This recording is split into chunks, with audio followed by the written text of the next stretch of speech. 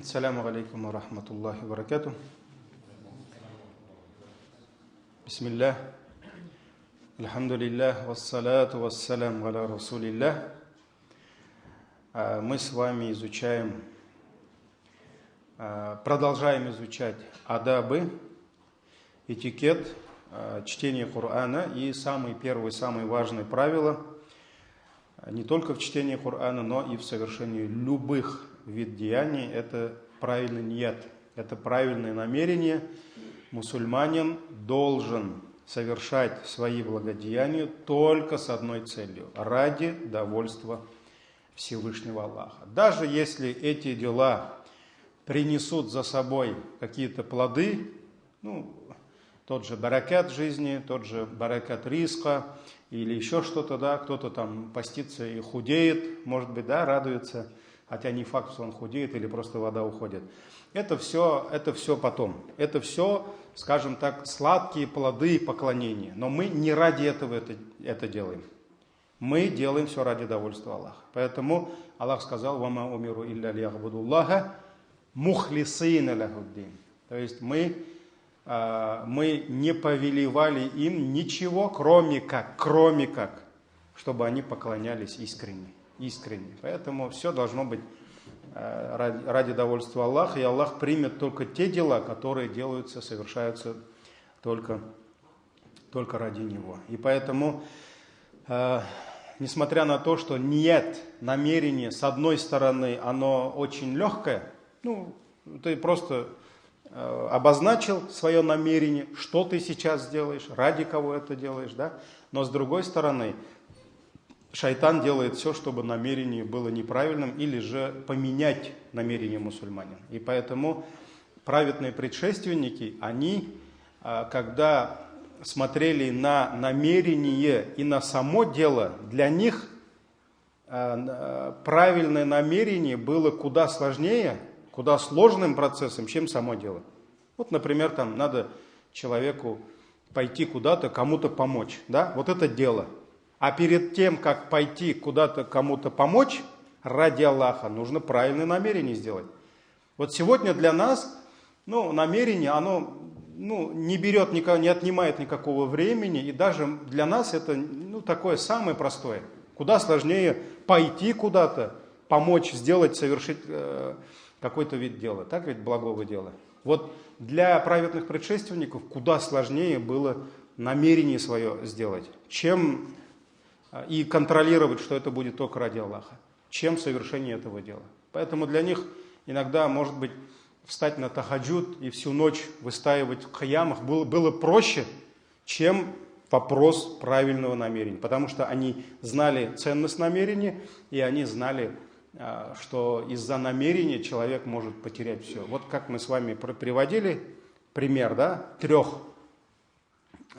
членов этой уммы, кем разожгут в судный день адское пламя. То есть эти люди, и хафиз Корана, и ученый, и тот, кто всю жизнь расходовал на пути Аллаха, и тот, кто жизнь свою не пожалел, шахидом ушел, казалось бы, да, они все добились, они сделали самые лучшие дела, делали. Но несмотря на то, что они совершали самые лучшие дела, они оказались в самом худшем положении. Потому что намерение, ният у них был неправильным. Это первый адаб, поэтому этот адаб касается всех наших дел. И те награды, которые Аллах обещал нам за каждую букву, 10 благих дел, да, саваб. Конечно, это все будет, если мы будем читать книгу Аллаха, изучать ради Аллаха. И тот баракат, который Аллах обещал нам за чтение, за изучение книги Аллаха, да, как он наши сердца будет менять, конечно, зависит от нашего намерения. Следующий адаб – это чистка зубов. Имам ан-Навави пишет: тому, кто желает приступить к чтению Корана, следует очистить свой рот. То есть нужно почистить рот, зубы. Зубочисткой, сиваком, мисваком, или использовать для этого другие средства.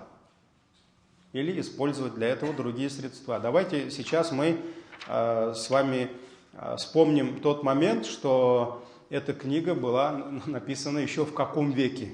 Так ведь? Вот, поэтому и те хадисы, которые мы с вами сегодня вспомним про очищение, про чистку зубов, это был 7 век, понимаете? То есть в 7-8 веках пророк, саллаллаху алейхи вассалям, учил своих сподвижников не только совершать намаз, там, читать книгу Аллаха, а и чистить зубы. То есть мы это должны понимать. И вот сколько веков назад была написана эта книга, и вот, субханаллах, давайте почитаем этот абзац. То есть ему следует очистить рот зубочисткой, потому что, твой язык, твои зубы, они будут выговаривать самые великие слова. Что может быть величественнее слов Аллаха? Так ведь? И ты собираешься этим ртом, этими зубами, этим языком образовывать, выговаривать буквы, которые будут собирать самые великие слова. Это книгу Аллаха. И, конечно, для этого ты приходишь с гуслем, с тахаратом.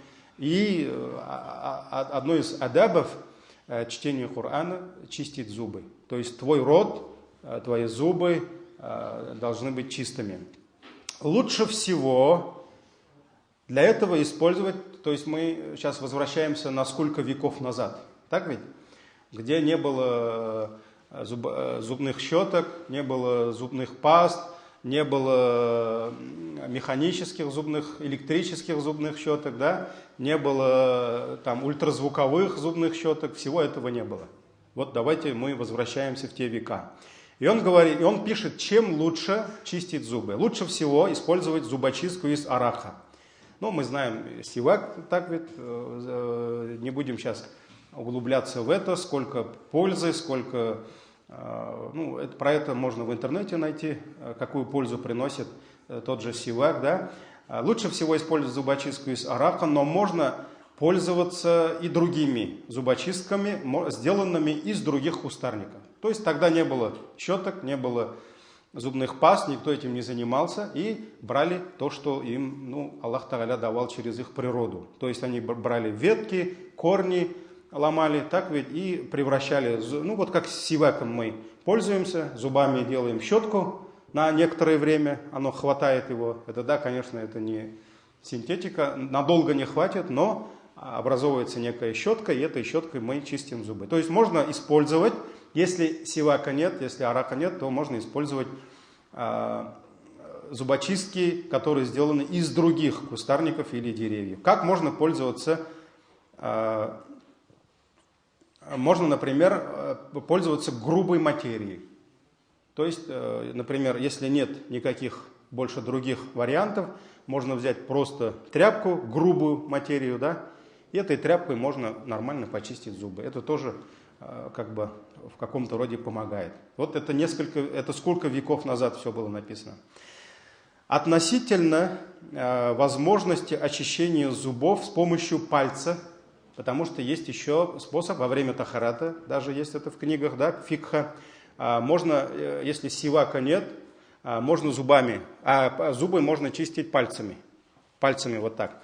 И имам ан-Навави говорит, что касается очищения зубов с помощью пальца, шершавой кожи, кожа тоже, она же немножко шершавая, то последователи имама Шафи'и, а имам ан-Навави, он сам аш-Шафи'и, он шафиитом был, да. И вот последователи имама Шафи'и высказали по этому поводу три мнения фикхи. В большинстве своем они считали, что палец является неподходящим средством очищения для зубов. Некоторые полагали, что палец использовать можно, а некоторые другие говорили, что им можно пользоваться лишь тогда, когда нет других способов очищения зубов. То есть получается, если ничего нет, да, тогда можно просто пальцами почистить зубы. Вот. В противном же случае палец не может рассматриваться как средство очищения. Здесь он приводит как раз мнение шафиитских ученых. Вот. Пока мы не перешли к тому, как надо зубы чистить, а давайте немножко вернемся в наш век, да? Потому что на самом деле вопрос чистки зубов в сунне пророка, саллаллаху алейхи вассалям, занимает на самом деле очень важное место. очень важное место. И если изучить хадисы пророка, саллаллаху алейхи вассалям, который касается того же сивака, да, мы находим, субханаллах, удивительные вещи, удивительные хадисы. И как, например, тот хадис, где пророк, саллаллаху алейхи вассалям, сказал: «Лауля ан ашукка аля уммати», то есть, если бы я не опасался бы, что это будет затруднением для моей уммы, то есть пророк, саллаллаху алейхи вассалям, очень хотел чего-то, но он воздержался, потому что он боялся, что для нас это будет трудно. То есть, если бы я не опасался, что вам это будет трудно, моей умме, я повелевал бы чистить им зубы сиваком айнда кулли саля, перед каждой молитвой. Перед каждой молитвой я бы приказал бы моей умме, чтобы они все чистили что? Зубы. Вот, субханаллах, 7 век. Арабский полуостров. Вот сегодня мы думаем, что мы такие цивилизованные, прям такие воспитанные, прямо такие передовые люди, которые живем в цивилизованном мире, да, и когда бывает так, что вот мы, имамы, кого в пример приводим, что касаемо нрава, религии, набожности, таква, конечно же, сподвижников, да, и бывает так, что после праздников, после праздничных ход приходят, пока что, может быть, далекие немного от сунны, от истины, пусть Аллах всех нас наставит, абылар, приходят и говорят: вот ты почему нам все время этих арабов приводишь в пример? Разве они для нас пример? Я говорю, они для нас самый лучший пример для всех времен. До судного дня сподвижники Умар, Али, Абу Бакр, они как были примером, они останутся для нас примером. Да? Вот многие думают, вот это 7 век, арабский полуостров, а там одни бедуины, которые кроме своих верблюдов ничего никого не знают. Где попало, там они нужду справляются, никто не моется. Вот они так думают, многие люди. Субханаллах. Вот на самом деле 7 век, на самом деле арабский полуостров, пустыня. Вот они, арабы, сидят, но все не были бедуинами. Бедуины, они были другие. Вот, сидят сподвижники. И пророк, саллаллаху алейхи вассалям, говорит: если бы я не боялся, что вам будет тяжело, я бы приказал бы вам всем перед каждой молитвой, намазом, чистить зубы. Даже если взять всего 5 намазов, фарзов. Получается, пророк, саллаллаху алейхи вассалям, хотел потребовать от нас, приказать нам, чтобы мы хотя бы в 5 раз в день чистили зубы. Но он воздержался. Почему? Потому что он опасался, что для нас это будет трудно. Но на самом деле, вот ты где-то в дороге, где-то на работе, да, чистить зубы каждый раз, кто-то может что-то найти, кто-то может не найти. Так ведь? Но пророк, саллаллаху алейхи вассалям, показал нам важность очищения зубов, очищения рта. То есть, вот какой цивилизации он призывал своих сподвижников. И, конечно же, сподвижники, они понимали, в чем посыл этих слов. Пророк хотел, чтобы перед каждым намазом мусульмане чистили зубы, и это как раз это сунна. И многие это делали. Получается, в 7-8 веках сподвижники, они в день по 5 или больше раз чистили зубы. Я сейчас не буду ни у кого спрашивать, сколько раз мы в день чистим зубы. Так ведь? каждый знает. Но 5 раз в день, 6 раз в день или больше, я думаю, никто из нас зубы не чистит. И те абылар, которые у меня говорят, спрашивают: да, ты что нам этих арабов все время рассказываешь? Да? Я уверен, что они, многие из них даже 2 раза утром, вечером даже не чистят зубы. Вообще очень огромное количество людей, к сожалению, сегодня даже 1 раз в день не чистят зубы. Это же как? Это же время, там надо щетку достать с полки, там пасту. Все, давай, лицо умыл там и пошел. Да? Вот представьте себе, когда у пророка, саллаллаху алейхи вассалям, спросили, это первый про сивак, да? Есть другие хадисы, сейчас просто у нас все уже, время истекает, мы не та тема у нас, так ведь немножко. Но другой хадис. Когда у супруги пророк спросили, что самым первым делает пророк, когда приходит домой? Вот пришел домой, что он делает сначала? А? Нет, салям это понятно. Это приходишь домой, но это не дело. Потому что Аллах Тааля в Коране сказал, не заходите в дома, пока салям не дашь. И даже если в свой дом заходишь, пророк сказал, фасаллиму. То есть будет баракат, салям дайте. Нет, вот из дел, что он делал? Когда спросили, он чистил зубы. Он пришел домой к любимой жене, к детям и сразу чистил зубы. Это второй пример. Если кто-либо из вас съел лук, чеснок, не приближайтесь к мечетям. То есть, если тебе нужно в мечеть, ты уже все, ты не ешь лук, ты не ешь свежий чеснок. Потому что, пророк сказал, ангелы чувствуют то же самое, что и люди. То есть, даже тот запах, который будет исходить, запах лука, там, чеснока, неприятный запах, давайте так назовем, да? То, что будет исходить от тебя, не только людям неприятно, даже ангелам это неприятно. То есть, получается, ты чистишь зубы, чтобы уважить не только твоего соседа Бабая, который с тобой намаз читает, да, чтобы он так не стоял, ой, там, наелся лука, да. Даже уважение к ангелам, что от тебя не пахнет дурно. 7 век, дорогие братья. Поэтому, последний момент. Все-таки сунна пророка, это просто мои размышления. Я сейчас не буду там фатава говорить, там, или вот так лучше, да. Вопрос, это шейхи ставят вопрос. Все-таки сунна, чистить зубы, когда про сивак говорится, это все-таки сунна зубы чистить или сивак использовать? Это тоже вопрос. То есть хадисы, которые указывают, что пророк сиваком 5 раз потребовал бы от нас, или зубы чистил. Здесь важность в чем? В чистке зубов или сиваке? Это тоже вопрос. Потому что есть шейхи, современные шейхи, ученые, знаменитые, они говорят, что современные щетки, они даже ближе к сунне, чем сивак. Почему? Потому что цель пророка, они говорят, была в том, чтобы научить людей чистить зубы. То есть содержать рот, зубы в чистоте. Ты читаешь книгу Аллаха, ты общаешься с братьями, с ангелами, да? А щетка современная и пастой, они говорят, это не мое слово, это шейхи говорят.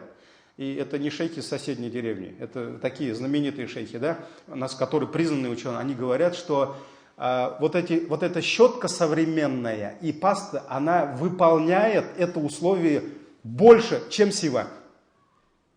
Ну, на самом деле, вот если щетку взять, как она докуда доходит, да, как она микробы убирает, освежает, ну, на самом деле, это другой уровень. И поэтому ученые говорят, даже чистить зубы щеткой, пастой, это ближе к сунне даже говорят. Вот это про то, чем надо чистить. Все, дальше пошли. У нас 5 минут осталось, да? Идем дальше. Имам ан-Навави дальше учит нас, как чистить зубы. Так, сейчас найду. Вот. Зубочисткой следует вводить из стороны в сторону. Вот это какой век? Давайте еще раз. Это исламский ученый. Из стороны в сторону. Начиная откуда? С какой стороны начиная? Справа. Пророк, саллаллаху алейхи вассалям, он всегда начинал справа. Он одевал обувь справа. Сначала правую обувь, потом, да. Он начинал одевать одежду справа. Он начинал мыться, ну, скажем, сегодня уже в душе, да. То есть раньше не было. Он начинал справа. Даже мертвого, усопшего, когда мы моем, начинаем справа. Он начал здороваться справа, уступал дорогу правому. Поэтому всегда справа. Когда угощал кого-то, начинал справа. Так ведь? Поэтому имам ан-Навави говорит, нужно начинать чистить зубы справа и сделать намерение следовать сунне. То есть получается, за то, что ты чистишь зубы, это одна сунна. Справа начинаешь чистить, это уже другая сунна. То есть получается, ты чистишь зубы и получаешь за это что? Награду, иншаллах. Поэтому нужно, говорит, сделать ният, что ты следуешь сунне. Вот, может быть, если мы поймем это, или дети наши поймут, может быть, им куда приятнее будет по утрам чистить зубы. Да? Что это сунна, что нужно справа начинать. Один из наших товарищей, это он говорит про ученых, указывал, что перед тем, как использовать зубочистку, желательно сказать: «О Аллах, сделай ее», то есть эту зубочистку, благословенной для меня. «Ва анта архамар рахимин», и ты милостивый из милостивых. Тут он хадис не приводит, один, говорит, наш товарищ, ученый, он, говорит, такой даже дуа делал. То есть просил баракат, чтобы Аллах Тааля баракат зубочистки дал. Вот, субханаллах, это какой век, дорогие братья. Вот это адабуль ислам. Очищать необходимо как внешнюю, так и внутреннюю поверхность зубов.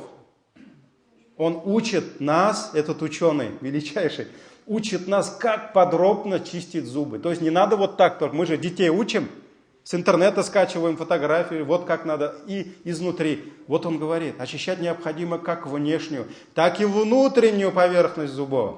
Осторожно проводя зубочисткой по сторонам разных зубов, их корням к небу. То есть все, каждый зуб со всех сторон он учит чистить, да? А необходимо использовать не слишком сухую, не слишком мягкую зубочистку. Потому что если она слишком сухая, ты можешь поранить. Она, во-первых, чистить не будет, доходить. Во-вторых, она может поранить десна. Так ведь? Здесь больше касается корней. Сивак, да? То есть нужно, чтобы она была так, средней, не жесткости даже, а как сухости, да, или как влажности, да, рахмат. И вот он говорит, не слишком мягкую зубочистку и не слишком сухой. Если же она окажется слишком сухой, то следует ее смочить водой. Вот видите, чтобы был этот результат. В том случае, когда рот человека осквернен кровью, да, или чем-нибудь еще, нежелательно ему читать Коран, пока он не прополоскает его. Пока он не прополоскает. Но можно ли ему читать книгу Аллаха? Здесь уже масхабы. А в нашем ханафитском масхабе кровь, если выходит, во-первых, без тахарата нельзя книгу Аллаха читать, во-вторых, кровь, если выходит, то нужно тахарат брать, да? Это уже другой момент. Вот это то, о чем писали ученые сколько веков назад, да? Вот получается, ты каждый раз, когда собираешься почитать книгу Аллаха, ты чистишь зубы. Это же милость Аллаха, субханаллах. Каждый раз, когда ты совершаешь намаз, ты чистишь зубы. Домой приходишь, чистишь зубы. Да, субханаллах, тут уже стоматологи не нужны будут нам, если столько будем зубы чистить. Субханакаллахумма бихамдик, ашхаду ан ла иляха илля анта, астагфирука ва атубу илейк. Джазакумуллаху хайран.